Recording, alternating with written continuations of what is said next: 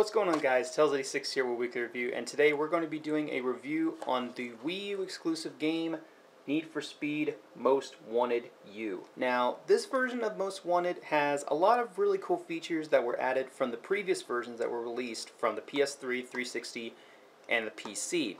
So let's go ahead and talk about those features, and let's show off some of the game. Hello guys, and welcome to Most Wanted U on the Nintendo Wii U. So let's go ahead and talk about the game. So first off, when you first start up the game, we're going to go ahead and talk about the controls, of course, which are very easy to go ahead and explain. You have being able to use, if you're playing on the gamepad, you can use the ZR button to be able to turn your car on and be able to drive, and then of course using the left analog stick to be able to turn left and right. You can stop with the ZL button, back up, and everything else. You can use the left button to use for first-person view. So if you wanted to race in first-person view, we can go ahead and race in first person. And of course, to go ahead and exit out of that, just pressing on L. So what makes this version so much better than the other versions that have come out on not only just the PS3 and the 360? Well, because of a couple things. Number one, you will see that there is a lot better texturing in this game. This game is rendered on PC texturing. This is a game that was taken, literally, the PC texturing from the PC version of Most Wanted was taken from the PC to the Wii U and tacked on to make it look even better than the previous versions that were released. Now, that's not the only thing. They added a lot better controlling, in my opinion. I actually remember when I played the demo of this version, or excuse me, of the PS3 and 360 version, and playing it, and it felt like it was just a little bit off. Like, I don't know what it was. It just, the game just felt a little bit off to me. I mean, it wasn't anything about how, like, the driving and stuff was. I mean, it just felt off. I mean, hit me if you want, or hate me if you want for saying that, but, I mean, it's the truth. But anyway, let's go ahead and talk about the versions that make this version, the definitive version, compared to the other versions. So, like, say if you're playing and you have like a child coming over that also wants to possibly play, and if you both wanted to play at the same time, it makes it so that you can be able to use what is called the co-driver mode. Now, if you have a child that is playing and is very new to these types of games and has a Nintendo Wii U and wants to be able to play them and enjoy them at the same time, you can be able to use the gamepad for the co-driver mode. Now, basically what this co-driver mode does for you is the following things. It makes it so that it makes the game a little bit easier for people.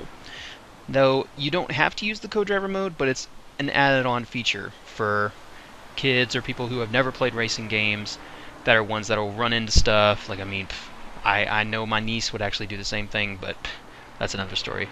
So anyway, let's go ahead and show off one of the other cool features. You can actually switch from day and night time by a simple press of the buttons on the system.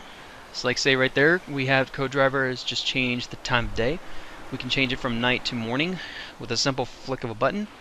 We can also change to have the map show straight on to the gamepad, which of course you guys can't see that, but it makes it so you can see for what races and stuff you have to go to, as well as turning traffic on and off. So that means right there, we just turn traffic on and we turn it off before those. So now it'll make it so that we will not run into traffic if we're ever boosting. So, let's go ahead now and show off some more of this game and talk about why, again, it's the definitive version compared to the other versions on the PS3 and the 360. So now, guys, let's go ahead and talk about the next portion of our review about Easy Drive Mode. Easy Drive Mode is one of the easier ways for any newcomers to the game to go ahead and find races, and as well as the most wanted cars that you have to find in the game. So let's go ahead and open it up. Of course, as you can open it up with the D-pad, you can use it for any controller. I believe, if I'm correct, the Wii remote, you have to have the nunchuck to be able to do it, because you cannot do it just plainly with the Wii remote. But anyway, going off topic. So basically, you can choose a race from all these different types of modes and everything. Each of them will vary between different difficulties, between easy all the way to hard. The harder the difficulty it is, the better stuff you'll get back. As saying, if you get in first, like say this one says you'll get an aero body for first, and you'll get, for second place, you'll get short gears. So if we wanted to, we could easily click on that, and we could go to either set to the destination and follow it doing that way, or we could just start the race. So that's one thing we can do. And then of course we can also customize our car, which is also another really cool thing. If you do not have any parts to customize it with, don't worry, because you will eventually get those as you go through races. And that's also one of the things I like about it, is you can be able to customize it right straight on the start menu. You don't have to go to any kind of certain spot to do that or anything like that, so you don't have to drive around. If you're a newcomer, that'll be a really cool thing for you. I actually liked, though, being able to go back and forth to like the car shops and stuff, and being able to put on new mod kits and everything for my car. Like saying you can't actually go ahead and put on like new front bumpers and sides and like everything like you could on the original Most Wanted game on the PS2 that came on the PS2 and like so many other consoles. But I mean, then again, they weren't trying to go ahead and copy off that. They were trying to do, again, like a Burnout type thing, but trying to make it more casual, I guess you could say. But anyway, let's go ahead and talk some more about the game. So basically, the whole entire object of the game is for you to collect Most Wanted cars. The only way to do that is by achieving enough speed points to be able to race against those Most Wanted cars. Once you have enough points, you will access it by going straight to the Easy Drive menu, and you will see a thing that says Most Wanted Cars.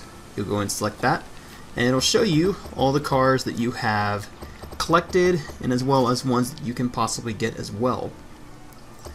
Like say we have still the fourth, third, and the second one to go after, but you have to earn a certain amount of points. We have, like say on this one, we have 6,955 speed points to get before we can unlock to get that car.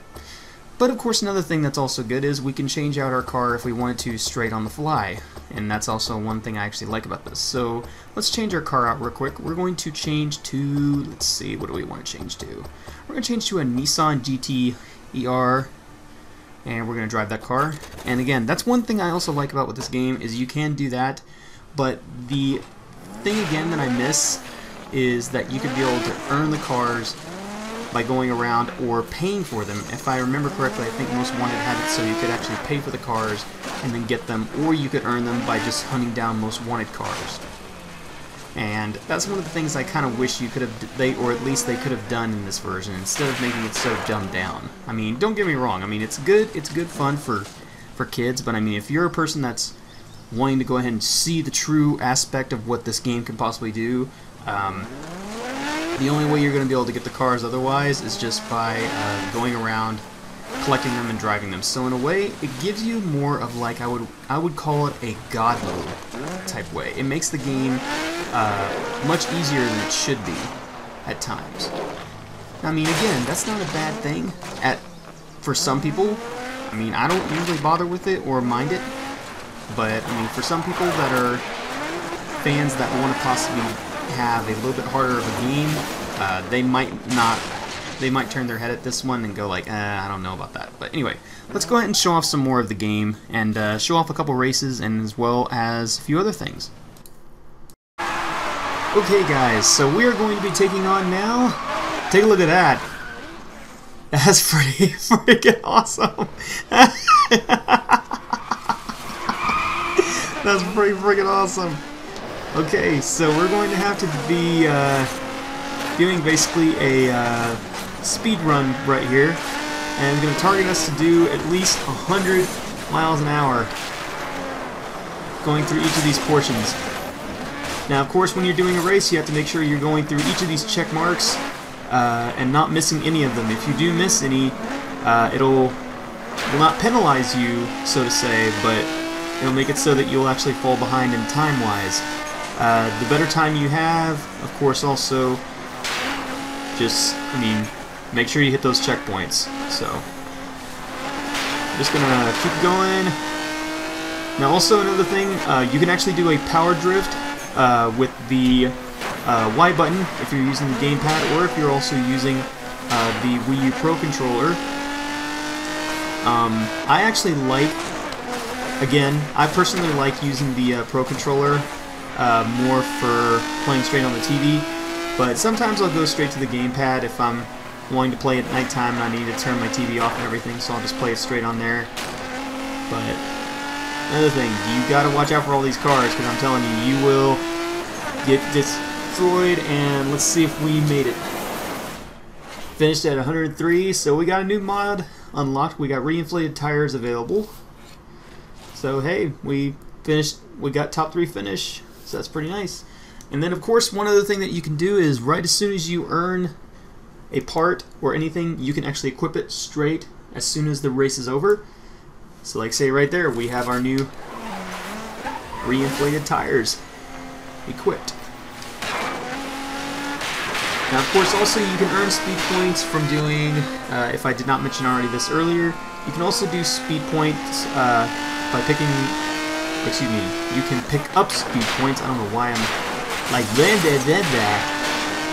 You can basically pick up speed points by not only just doing races, but you can also do it by chasing down cops and having them try to come after you and everything. You also have what is called the auto log alert recommendations. Without me crashing, like I just did. Trying to do a barrel roll. Look at that, I'm already barrel rolling. Barrel rolling! Even in Most Wanted. But not only do you have that, you also have speed cameras, which you can see, basically I didn't even come close to Mr. Silverstone's, which, yes, Silver, you made it in my video, buddy. Yep, you made it in the video. I told you you'd make it in the video. Anyway, going off topic. So again, without me crashing into stuff, make sure that when you're going around, find these speed cameras, find billboards. Those will also help you go ahead and get speed points. And find cops, take them down. Make sure that you also watch everything that's going on around you, because I mean, one thing I will say is I have used the co-driver mode at times, because sometimes the game can get actually a little bit hard, and I will kind of make myself have a little bit more of an ease at it. But I don't do it all the time.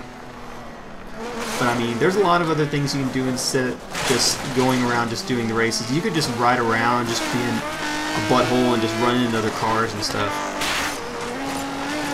And that's also one thing I really like about it. It kind of, again, it has a lot of free roaming, but then again, it also has that God mode feature that can be, it can differentiate your wanting of purchasing the game or not. So I'm actually going to be giving this game a 9 out of 10 because the game is really good. It does have some things that I don't like about it. I mean, I kind of wish that Criterion would have at least tried a couple other things, like including on the multiplayer. The multiplayer, you can only have six people online. Compared to the console version, you can only do on PS3 and 360, you can have up to 8 people. So they kind of dumbed it down by 2, but not terrible. I just would have also liked the ability to possibly have some DLC. I know that I mentioned on my unboxing video that they were supposedly going to be bringing DLC, but now they're saying that, well, if you want DLC, you've got to have the game sell. So hopefully, if nobody has already tried out Most Wanted on the PS3 and 360, and if you have a Wii U and if you're looking for some good games, I hope you guys will possibly try out this game, because I mean, it is very good. I mean, there are some things, again, that can get a little annoying. You will find some glitches every so often. Nothing like game-breaking or anything. Not going to make it so you can't play it. And there are a couple little tiny slowdowns at times. I mean, again, this game is running at 30 frames per second. It's not running at 60 like the PC version is.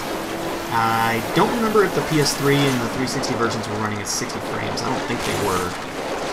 But anyway, that's another time for another discussion. Anyway, guys, I really hope that you did enjoy this video review of me playing Most Wanted U and giving you my opinion about it. So, again, guys, this game is getting a 9 out of 10, and I hope you guys enjoyed it. Please feel free to rate, comment, and subscribe. And until then, guys, this has been Tails86 with Weekly Review, telling you to take care. Later. Oh, and of course, don't forget about the Warp Pipe Zone.